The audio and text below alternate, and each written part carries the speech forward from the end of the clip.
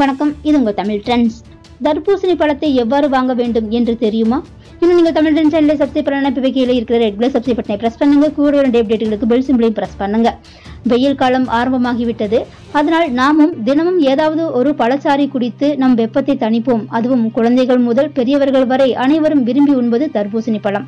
சில தர்பூசணி பழத்தை உண்ணும்போது மிகவும் சுவையாக இருக்கும். ஆனால் சில தர்பூசணி பழங்கள் சுவை குறைவாக இருக்கும். இந்த பழத்தை எவ்வாறு வாங்க வேண்டும் என்பதில் சில நுணுக்கங்கள் இருக்கின்றது.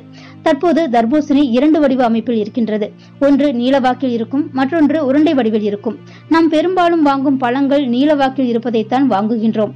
அதற்கு காரணம் நீளவாக்கில் இருக்கும் பழம்தான் சுவையாக இருக்கும் என்று நம்புகிறோம். பொதுவாக கிராமத்தில் நீளவாக்கில் இருக்கும் பழத்தை ஆண் தர்பூசணி என்றும், உருண்டையாக வட்ட வடிவில் இருக்கும் பழத்தை பெண் தர்பூசணி என்றும் கூறுவார்கள்.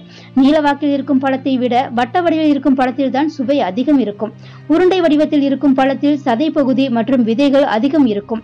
ஆனால் நீளவாக்கில் உள்ள பழத்தில் தோல் அதிகமாகவும் பழம் குறைவாகவும் இருக்கும். தர்பூசணியின் அடிப்பாகத்தை வைத்தே பழம் நன்றாக பழுத்திருக்கின்றது என்பதை கண்டுபிடிக்க முடியும்.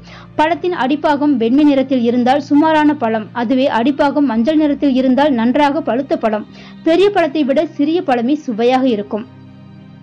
தர்பூசணியை தொடர்ந்து சாப்பிட்டு வர சிறுநீரக கற்கள் கரையும், கல்லீரல் சுத்தமாகும், பித்தத்தை போக்கும், சிறுநீர் எரிச்சலை போக்கும். இயற்கையான குளுக்கோஸ் அதிகம் இருப்பதால் இதயம் பலம் பெறும். எலும்பு மூட்டு வலிக்கு நல்ல நிவாரணம் கிடைக்கும். சருமம் பொலிவு பெறும். கோடை வெப்பத்திலிருந்து உடலை பாதுகாக்க தர்பூசணியை உண்டு மகிழ்வோம். இந்த வீடியோ பிடிச்சிருந்தா லைக் பண்ணுங்க. வீடியோ பற்றிய கருத்துக்களை கமெண்ட்ஸ்ல பதிவிடுங்க.